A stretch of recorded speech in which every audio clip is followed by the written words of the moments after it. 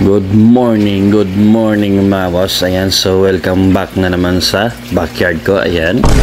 So ito yung tetra tank natin mga boss. Ayan. Amazing! So naka-drain na ako ng mga poops dito mga boss. So ang gagawin ko na lang is lalagyan ko na lang ito ng tubig. Ayan. So kita nyo kung gaano kadami yung tetras natin. Ayan. Amazing! So ito yung mga ready for the market na mga boss. So kung gusto nyong maka-avail ng ating mga tetras is you can PM me or you can comment down below mga boss. Ayan. So yan na yung tetra tank natin at dito naman banda mga boss is linisin natin tong aquarium natin na napabayaan ko na. Ayan. So tubig na lang yung laman kasi nabenta ko na sa market yung mga isda doon mga boss. So ang gagawin natin is kukuha tayo nito. Ayan. Gamit itong ating siphon hose. So isa-siphon natin yung tubig mga boss. So habang magsa-siphon tayo is maglalagay rin tayo ng tubig sa ating tetra tank. Ayan. So ito na mga boss, ilalagay ko na yung aking anting-anting. Hindi totoo yan. Itong siphon hose ko. Ayan. So i-drain na natin yung tubig. So habang mag-drain tayo mga boss is syempre maglalagay rin tayo ng tubig sa ating tetra tank. Kaya samahan niyo ako. Let's go! So, ayan na nga mga boss. Magsisimula na ako maglagay ng stock water sa tetra tank natin. Ayan. Amazing! So, yung stock water natin mga boss is nakastock to at least 3 to 4 days mga boss. Lalo na rito sa amin is talagang chlorinated yung tap water. Kaya ini-stock ko talaga mga boss. Ayan. So, ito yung mga ginagamit ko, yung mga gallons. So, ito yung mga recycled gallons na. Ang iba is napulot ko lang or yung iba is binigay sa akin. Ayan. Amazing!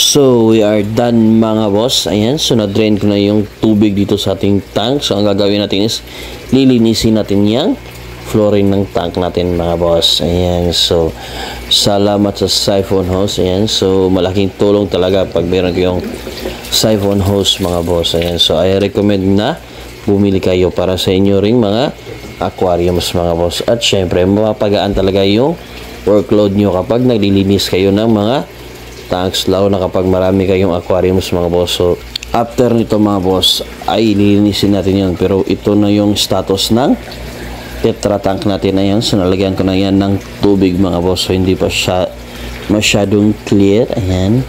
So hindi naman kailangan talaga masyadong malalim or kailangan puno yung mga tanks natin ng tetras mga boss. Ayan. So ito is just the right amount of water para sa akin mga boss, based through experience. Ayan. So ayan oh. Ito yung mga tiger barbs natin mga boss. Ayan. So konti na lang yung natira. So ngayon is magsisimula na tayong maglinis ng flooring ng ating aquarium mga boss. Kaya samahan niyo ako. Let's go!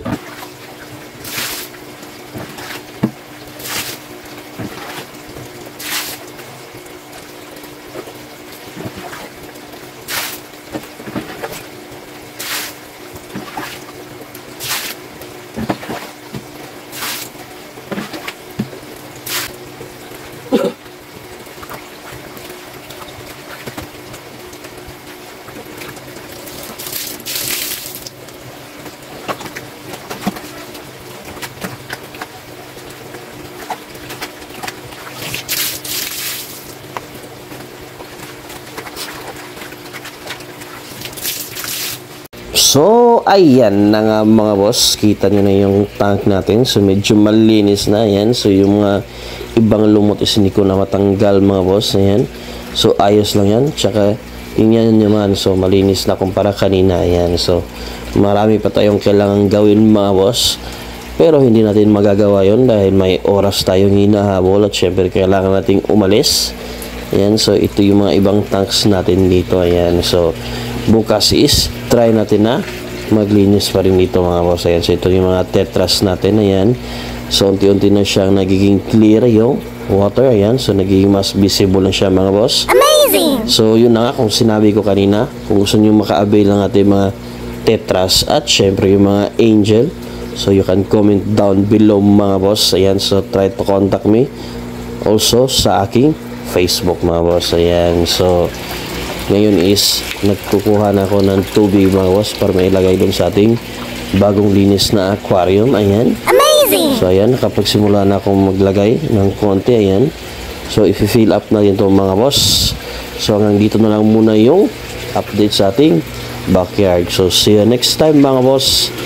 Shout out sa inyo lahat mga boss at ingat!